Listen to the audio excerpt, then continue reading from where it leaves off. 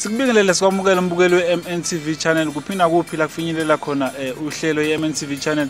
Namhlanje sizokhuluma indaba ebucayi nensizwa yakamakhunga. Sizokhuluma indaba ye-divorce ngokwesiZulu nangokwesilungu. Ukuthi mhlambe amasiko awaphazamisi ngalutho yini umthetho kahulumeni. Amasiko awashintshi, iBhayibheli alishintshi kodwa isikhathi siyashintsha. Mfowethu amakhunga sikubingelele sikwamukele ku-MNTV channel. Sawubona mfowethu, usikhumbuzo lokhulumayo wakamakhunga. Ngiyabingelela kibo bonke ababukela lolu hlelo njengamanje. Mfowethu amakhunga sichazele mfowethu ngabe i-divorce ngokwesiZulu into ekhona yini? Ake ngiyibeke kanje le nkulumo wena mfowethu. Indaba ye-divorce iqala emshadweni. Ngaphambi kokuthi kube ne-divorce iqala kube nomshado. Okay, ngizoyiqala ngicacise ngokwesintu. Ngokwesintu umshado uhlukene kabili. Bese thina abantu abamnyama sithayisela ke ngokuthi si-add nokwesithathu okungokwesilungu. Ngizoyibiza lezi zinto ngamagama khona uzozizwa kahle. Kukhona umshado lapho umuntu akabopha khona ifindo phambi komphakathi naphambi kwabaphathi bendawo akayakhela. Lokho kwenziwa enkundleni esigcawini. Kuphinde kube khona umshado lapho owesifazane akabikwa khona edlozini lala akendela khona ngokuthelwa ngenyongo. Kukhulunyiswe abaphansi bakuloyo muzi ukuthi bememukele bemthathe njengelunga lomndeni.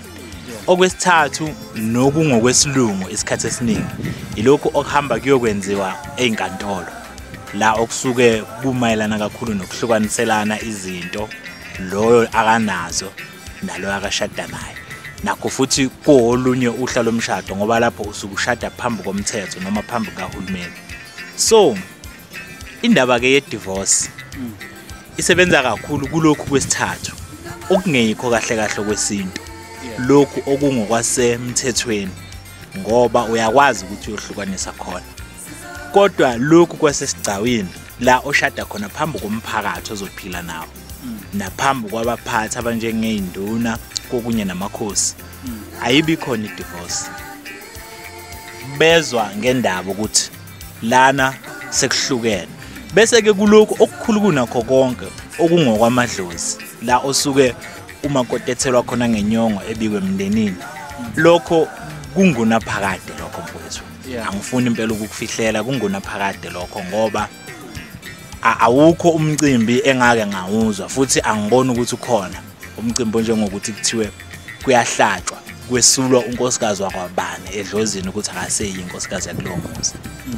Mhlambe mfethu uma ungacacisa lapha ekhaya ucacisela ababukeli abasekhaya nomuntu ongenalo ulwazi izathu esenza ukuthi umuntu wesifazane kuthiwe akanayo i-divorce ngokwesintu ngokwethu thina ama-Afrika isona siphi kahle kahle? Esikhathini esiningi mfowethu abantu abamnyama noma thina ngesintu sakithi i-divorce beyingekho.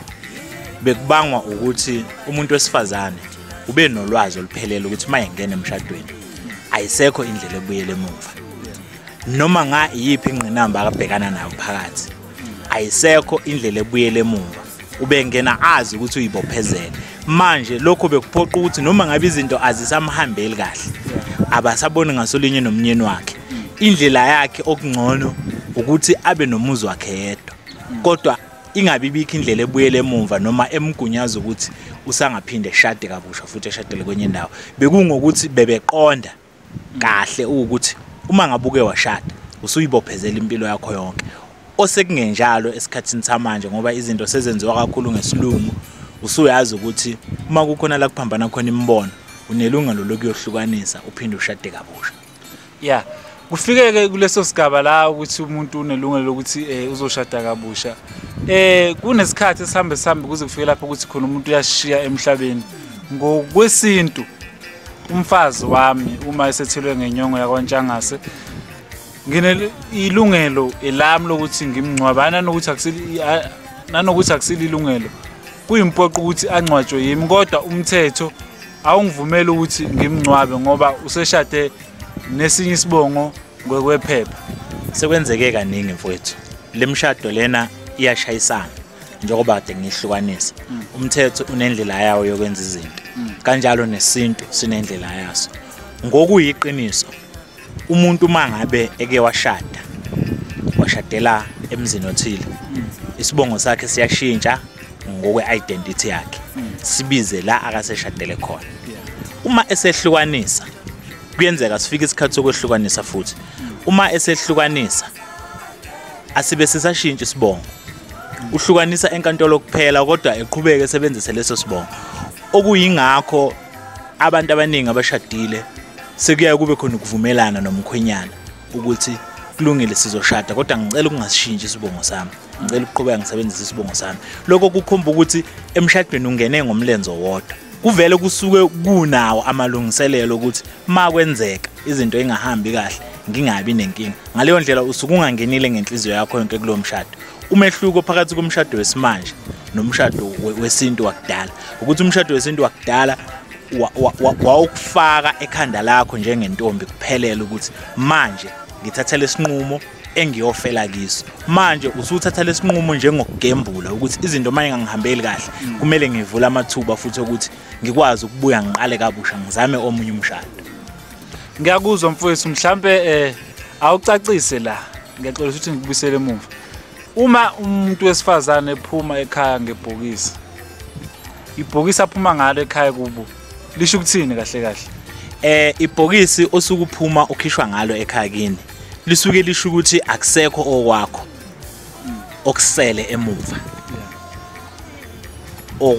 okusekungokwakho noma okusakuhlanganisa nekini kodwa usungowakuloyo muzi ngokuphelele ingakho uma ngabe umuntu ezoshada uqale enzele umcimbi ekhaya kubo kuqala noma umshado uqala ugide ekhaya kubo njengentombi umcimbi wokumvalelisa nowokubika eyidalweni zakubo ukuthi siyamesula njengelunga lomndeni wala ekhaya manje useyahamba useyoba wakomunye umuzi ngaphambi kokuthi ubikwe kuloyo muzi oshada kiwo usuke usuwesuliwe kini ngokuphelele ibhokisi liwuphawu lokuthi konke okungokwakho kuphakathi lapho uhamba kanye nakho akusekho okusasele emuva. Niyeza babukeli kakhulunywa lana mfowethu ngizokupha futhi lo mbuzo othi nakho umfazi wami sehlukanisile naye kodwa ke ngangimshisela inyongo ngayithelwe ngenyongo yakwaNtshangase ngokwesintu kufanele abuye engcwatshelwe la kodwa manje usevumele uthatheka washadela kwesinye isibongo ngokwephepha mhlambe lapho mina njengomuntu oshadelwe njengenyongo ba yimi manje kumele ngimbuyise ngimncwabe sengifisane nohulumeni manje yipi indlela engenza ngayo ukuze ngikwazi ukuthi ungaphazamiseki idalwa ngoba phela lo muntu lona ngimregistile lapha kwaNtshangase idalweni zaKwaNtshangase ukuthi usewumakoti wakhona. Inkinga lezo ekhona kakhulu mfowethu izwe elibhekene nazo njengamanje izehlukaniso azizinhle ayithandeki nangomthetho waseBhayibhelini alikho ivesi eligunyaza isehlukaniso ngoba kuyinto engamukelekile kanjalo nasemsamo edlozini into engamukelekile ngenxa ke kahulumeni esiphila ngaphansi kwakhe ziyenziwa futhi zivumelekile kodwa ekugcineni usuke uyibangela inkinga wena njengomuntu osifazane ngoba uyithola sewubangwa esikhathini sokuba ulala ngokuphumula bese uyithola sekuba nombango omkhulu emva kwakho. Siyezwa ukuthi emshadweni kumele ungene ngoba nakho usuyibophezele ngempela mfowethu amazwi okugcina mhlambe ongawedlulisela abantu lapha ekhaya ukuthi kahle kahle le ndaba ye-divorce emshado nanokuthi umessage ongadlulisa kuhulumeni ukuthi mhlambe engenza kanjani ukuze ungaphazamisana amasiko nomthetho ngoba empeleni inzima kakhulu lento esikhuluma ngayo futhi ngicabanga ukuthi sizayoqhubeka sikhulume ngayo ukuze sigcine sithole umnyombo nesixazululo ukuthi kungenzeka kanjani ukugwema ngoba ekugcineni umuntu mayisefile kudingeka eyongcwatsha lapho eshadele khona okokuqala. Mfowethu ungathini kubantu? Msizi mfowethu lento lena ibuyela emumva la engeke ngaqala khona. Uhulumeni ubuka izinto ngendlela yakhe. Uthola ukuthi abantu abathatha izinqumo zokuma komthetho abantu abangaxhumene nempilo yasemakhaya nokubona ukuthi yenzeka kanjani. Okuyingakho uthola ukuthi inqumo kwesinye isikhathi ziyaxova. Ayikho into ebuhlungu njengokuthola ukuthi ngelinye ilanga sekunomuntu okumele ukuthi embiwe emangcwabeni ngoba ungcwatshwe ngendlela engalungile ngenxa yokuthi loyo obenza iphutha ubegunyaziwe uhulumeni ukuthi elenze lelo phutha. Ngizokusho ngingakunanazi lokhu kuningi mfethu umthetho okugunyazayo okuyisinxele phakathi kwezwe okugcina kwenza ukuthi izinto ishayisane. Sinenkinga enjalo ekuphileni. Kunabantu abaningi abangcwatshwa endaweni okungamele bengcwatshwe kizo. Kunabantu abaningi ababuya bezohlupha bengasekho ekuphileni. Behlupha ngesimo sokuthi abanye benze izinto ngesikhathi benganywe ama emotions bangathola ithuba lokucabanga kahle. Ngokwami ukubona into engaxazulula phezulu kokuba sengikubalile lokho ukuthi ingane zethu kumele ukuthi sizenze ziqonde ukuthi ukushada kuyini. Uqala ukushada akungabi ngezizathu ukuthi ngishada ngoba ngifuna kube kanje. Njengamanje ingane zethu zingene emshadweni nabantu okungesibona abakulelizwe.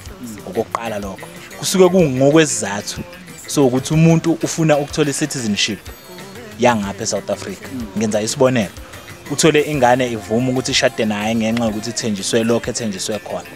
Ekugcineni sikufuna ukuthi njengabantu sifunde ukuthi impilo oyiphila manje kungenzeka ingakuhluphi wena uma ingaqondile, kodwa abezemva kwakho abazalwa uwena abathintana nawe uma ingeyinhle izobahlupha. Awuphile impilo wazi ukuthi impilo oyiphilayo awuyiphileli wena wedwa, uphilela abantu othintana nabo. Musu ukuthathwa ubumnandi bokuthi ufuna ukushada manje uyabona ukuthi emshadweni oyakiyo kunobukhazikhazi, kodwa manje ungabheki ukuthi kunento engenza ngigcine ngidivorce lapha. Mase ngidivosile ngizoxakekisa umndeni wami nokunye nokunye. As for uhulumeni, ngicabanga ukuthi uhulumeni kungakuhle ukuthi ebe nolwazi ngenqubo yasemakhaya kakhulu ngaphambi kokuthi imithetho akayishayayo iyongenelela emakhaya ngoba iphikisana nesiko. Lokho kwenza ukuthi kuhlale njalo kunezingxabano ezinye zazo ziphelele ekutheni kudutshulwana kubulawana. Kube ngazuthi uhulumeni njengomuntu okumele lethe uxolo phakathi kwabantu uyena manje oqhatha abantu ngokuthi uthathela abantu izinqumo ezibashintshayo empilweni abayiyo uqobo. Uhulumeni engathi engasondela emakhaya azi ukuthi kuphilwa kanjani. Umshado akusiyona into yokudlala. Umshado akusiyona into ephakathi kwabantu ababili abashadayo.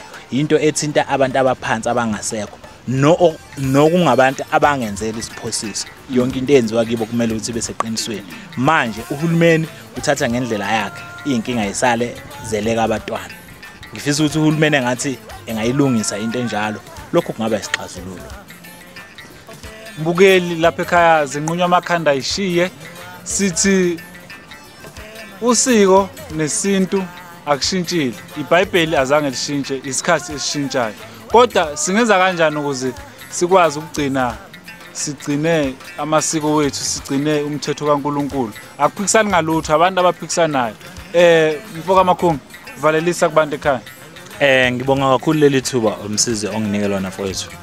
Ngiyabonga kakhulu kubabukeli nabalaleli balolu hlelo lolu. Nami angikhulumi lokhu ngoba nginolwazi oluningi, kodwa lolu olufishane enginalo mhlambe lukhona oluzobasiza. Ngicela ukuthi bafowethu siyiphileni impilo ngendlela isikhathi esisiphoqa ukuthi siphile ngayo, kodwa singakukhohlwa okuyimvelaphi yethu la esisuka khona. Uma ngabe uyinsizwa yakwenu ufisa ukushada ukwenza ngendlela eqondile, lobola intombi onelisekile ukuthi ikulungele. Ungaloboli intombi ozoyisola ngabe emva kweminyaka emibili. Nawe intombi vuma ukushadwa insizwa usunesiqiniseko ukuthi kulungele. Ungavuma ukushada nensizwa ngoba kukhona okulandelayo kiyo, ngoba kwaphela lokho awuzusibona isidingo somshado bese ufuna idivorce. Kanti uma uqala idivorce usuqala inkinga. Ngiyabonga kakhulu. Sibonga kakhulu mbukelo weMNTV channel. Siyacela ukuthi uqhubeke nokubuka izinhlelo zethu. Ngiyacela lapha ekhaya ningakhohlwa ukusubscribe. Sibonga kakhulu kwabasebesubscribe kuMNTV channel.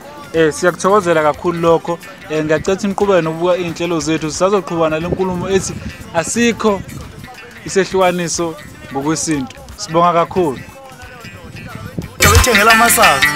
Ubambe kanjalo. Yala sana banatina, eya itu ya enzelena.